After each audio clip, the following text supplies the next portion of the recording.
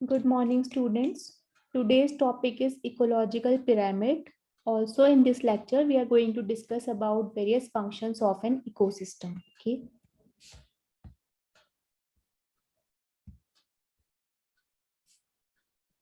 So, the main characteristic of each type of ecosystem is the trophic structure.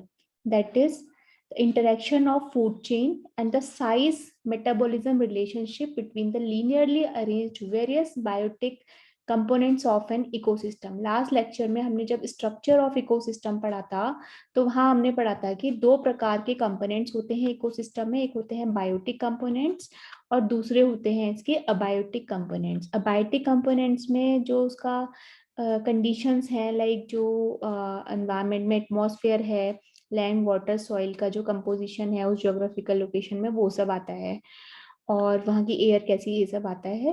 लेकिन biotic components में आते हैं इसके plants, animals, herbivores, carnivores, omnivores, और जो प्राइमरी प्रोड्यूसर्स होते हैं, ट्रॉपिक प्रोड्यूसर्स होते हैं, वो इसमें आते हैं।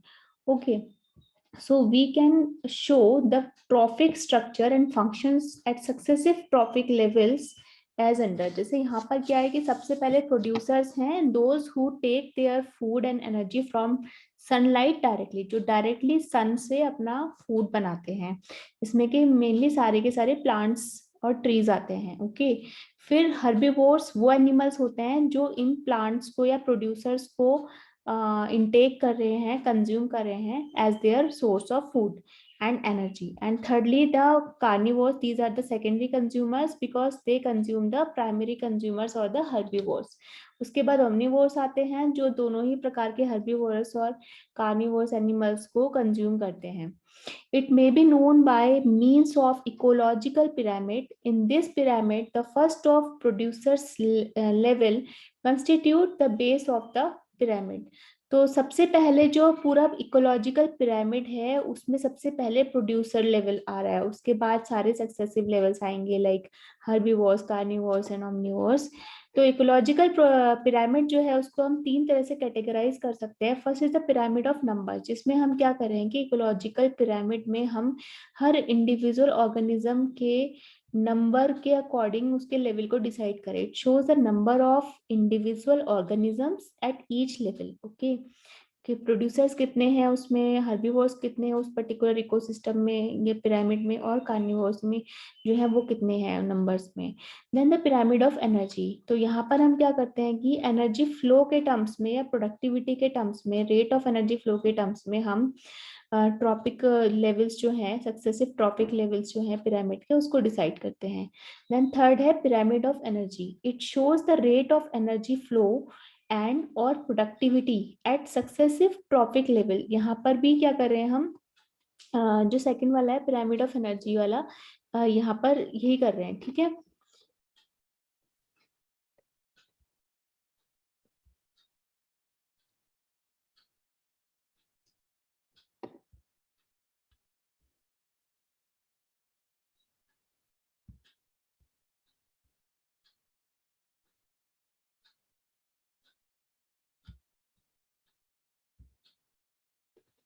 तो अभी तक हमने पढ़ा कि डिफरेंट टाइप ऑफ पिरामिड्स कैसे होते हैं। Okay, so first is the pyramid of numbers.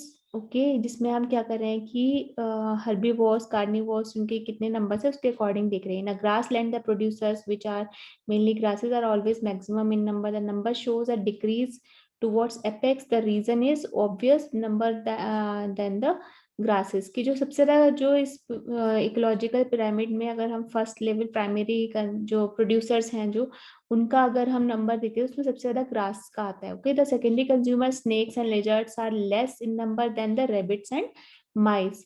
In the top tertiary consumers hawks और other birds are least in the numbers. दूसरे प्रकार का पिरामिड जो है वो, that is, sorry students, that was the second kind of pyramid was the pyramid of biomass. That is the pyramid of biomass. Okay, not energy. That is the pyramid of biomass. So the pyramid of biomass are comparatively more fundamental, as the reason is they, instead of geometric factors, show the quantitative relationship of standing crops. तो कल के lecture में मैंने आपको बताया था कि standing crops में क्या होता है। ओके, तो यहाँ पर ये क्या कर रहे हैं कि जो बायोमास के टर्म्स में कि किसका कितनी कैलोरीज हैं, किस एनिमल में कितना मास है, कितनी कैलोरीज हैं, उस कितनी पावर कितनी एनर्जी है, उसके टर्म्स में हम यहाँ पर बात करें। ओके, सो दैट इज में हम क्या करें, उनके स्टैंडिंग क्रॉप को जो पोटेंशियल एनर्जी है उसके लिए हम यहाँ बात करें। The pyramids of biomass is different types of ecosystem may be compared as under. In grassland and forest, there is generally a gradual decrease in biomass or organisms at successive levels from the producers to the top carnivores. In this way, the pyramids are upright. Okay, तो यहाँ पे pyramid कैसे होंगे, upright होंगे. However, in a pond, the producers are small organisms.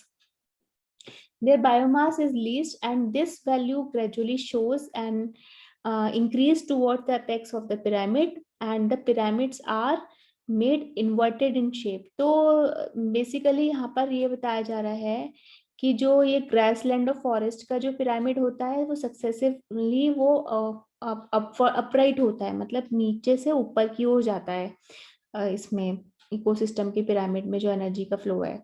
But जो आपका Pond's होते हैं और जो एक्वेटिक एनिमल्स होते हैं इसमें जो स्मॉल, वहाँ पे इन्वर्टेड पिरामिड होता है। Okay, pyramid of energy. The energy pyramid gives the best picture of overall nature of the ecosystem. Here, number and weight of organism at any level depends on the rate at which food is being produced. Okay, तो यहाँ पर जो भी आपका number and weight है organism का वो food production के रेट पर डिपेंड कर रहा है.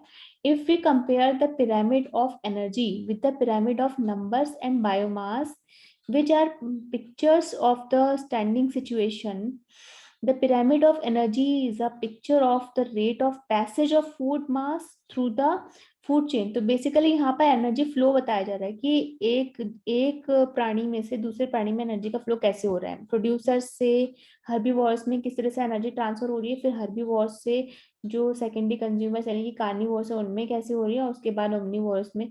तो इस तरह से ये पूरा that is a rate of flow of energy. सबसे पहले जो एनर्जी सबसे ज्यादा आ रही है वो प्रोड्यूसर्स में आ रही है डायरेक्टली सनलाइट से.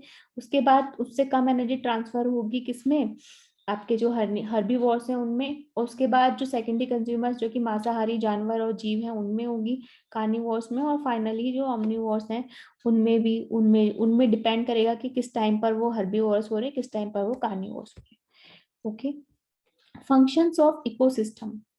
So the function of ecosystems are as under. First is the transfer of solar energy into the food energy. As I told you कि जितने भी green plants होते हैं वो solar energy को food energy में या chemical energy में transform करते हैं with the help of the photosynthesis process. Okay, तो green plant to develop their tissues use this energy. तो green plant क्या करेंगी, अपने tissues को develop करने के लिए sunlight का use करें. It is stored in the primary producers at the bottom of the tropical level. तो ये बॉटम में आते हैं. Okay, so the chemical energy which is stored at rapid level 1 become the source of energy to the herbivorous animals at the tropical level, level 2 of the food chain. तो पहले level 1 में कौन आ रहे हैं, producers आ रहे हैं. फिर level 2 में इसके हर्बीवोर्स आ रहे हैं, क्योंकि सबसे पहले जो फूड एनर्जी है उसको फूड में कौन कन्वर्ट कर रहा है, प्रोड्यूसर्स कर रहे हैं, यानी कि प्लांट्स कर रहे हैं. और उसके बाद उन प्लांट्स को जो हर्बीवोर यानी कि शाकाहारी जानवर जो खा रहे हैं उनमें जा रही है वो एनर्जी, फूड चेन में इस तरह से फ्लो हो रहा है, फिर कार्निवोर्स में जा रही है in that way. Okay, then the circulation of elements through the energy flow. तो जो न्यूट्रिएंट्स हैं, जो डिफरेंट एलिमेंट्स हैं एटमॉस्फेयर में प्रेजेंट, चाहे बायोस्फेयर में हो, एटमॉस्फेयर में, हाइड्रोस्फेयर, लिथोस्फेयर में, जो भी एलिमेंट्स, सब्सटेंसेस, मिनरल्स, जिस भी प्रकार के न्यूट्रिएंट्स, विटामिन्स वगैरह हैं आपके, ये सारी चीजें जो प्रोटीन वगैरह हैं, ये क्या हो रहे हैं कि ये एक प्रकार के ऑर्गेनिज्म से दूसरे तरह के ऑर्गेनिज्म में ट्रांसफर हो रहे हैं, सर्कुलेट हो रहे हैं. Okay, and the third function of the ecosystem is the conversion of elements into the inorganic flow. Okay तो जो भी एलिमेंट्स है ऑर्गेनिक एलिमेंट्स है उनका इनऑर्गेनिक में कैसे फ्लो हो रहा है, तो इसके लिए क्या है कि organic elements of plant and animals are release in the under mentioned way. First is a decomposition of leaf. Okay तो जितने भी प्लांट्स हैं वो क्या डेड प्लांट्स हैं या जैसे भी प्लांट्स हैं, तो वो डिकम्पोजर्स क्या कर रहे हैं, जो रिड्यूसर्स हैं बैक्टीरिया फंजाई, वो क्या कर रहे हैं कि लीव्स को डिकम्पोज कर रहे हैं और उनको इनऑर्गेनिक फॉर्म में सॉल्युबल बना रहे हैं। सेकंड है burning of vegetation by lighting, accidental forest fire. तो दूसरा हो रहा है कि जो आपके वेजिटेशंस हैं जितने भी वनस्पति हैं वो सोलर एनर्जी की वजह से, सनलाइट की धूप की वजह से, या जो फॉरेस्ट फायर हो जा रही है एक्सीडेंटल या मैन मेड, अगर डेलिबरेटली वहां पे फायर क्रिएट की जा रही है, तो उन सब की वजह से, बर्निंग की वजह से क्या हो रहा है, वो जो ऑर्गेनिक मैटर है इट गेट ट्रांसफॉर्म्ड और converted into the inorganic matter. Okay the waste material released by animal are decomposed by the bacteria. They find their way in soluble inorganic form to soil the storage. And the third function of the ecosystem is the growth and development of plants. So in the biogeochemical cycles, we take the uptake of the intake of the nutrients of inorganic elements by the plants through their roots. The nutrients are derived from the soil where the inorganic elements are stored. The decomposition of leaf, plant, and animals and their conversion into soluble inorganic form are stored into the soil, contributing to the growth and development of plant. तो जो decomposers हैं, जो कि fungi bacteria वगैरह, जो इन सारे organism को, जो डेड एनिमल्स और प्लांट्स हैं, इनको सॉल्युबल एंड ऑर्गेनिक फॉर्म में कन्वर्ट करा है, तो फर्दर प्लांट्स के ग्रोथ और डेवलपमेंट में क्या कर रहा है, हेल्प कर रहे हैं बायोकेमिकल प्रोसेस के द्वारा।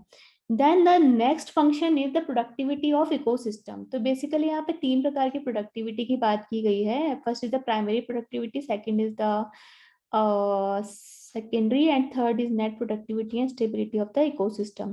So the productivity of an ecosystem refers to the rate of production, that is the amount of organic matter which is accumulated in any unit time. Productivity is of following types. First is the primary productivity. So it is associated with the producers which are autotrophic, जितने भी plants हैं जो कि photosynthesis process के द्वारा, प्रकाश संश्लेषण की क्रिया के द्वारा, जितने ग्रीन प्लांट्स हैं अपने वो फूड प्रोडक्ट प्रोड्यूस करें, सोलर एनर्जी को अपने फूड में कन्वर्ट करें। सेकंड है secondary productivity, they are the rate of energy storage और कंज्यूमर लेवल, जिसमें प्राइमरी कंज्यूमर में हर्बीवोरस आ रहे, देन सेकेंडरी में कार्निवोरस आ रहे हैं। Okay, then third is the net productivity. Net productivity refers to the rate of storage of organic matter not used by the heterotrophs. तो जो कंज्यूमर्स हैं, जो सेकेंडरी कंज्यूमर्स हैं, तो वो जो एनर्जी अपने में स्टोर कर रहे हैं, वो जो उनके द्वारा यूज नहीं की जा रही है। Okay so that is equivalent to net primary production minus the consumption by the heterotrophs. जो प्राइमरी प्रोडक्शन हो रहा है उसमें से जितना कंज्यूम कर रहे हैं हेटेरोट्रॉप्स कंज्यूमर्स जो हैं वो जो कर रहे हैं, तो that is known as the net productivity. It is thus the rate of increase of biomass of the primary producer which has been left over by the consumers. And the fourth is the stability of ecosystem. So the stability of this ecosystem also comes under the productivity of it. Why? The stability of ecosystem refers to the balance between the production and consumption of each element in the ecosystem. तो कितना production हो रहा है energy का, solar energy का कितना consumption हो रहा है, इस पे डिपेंड करेगी। So that's it about today's lecture students. Thank you very much. Okay so that's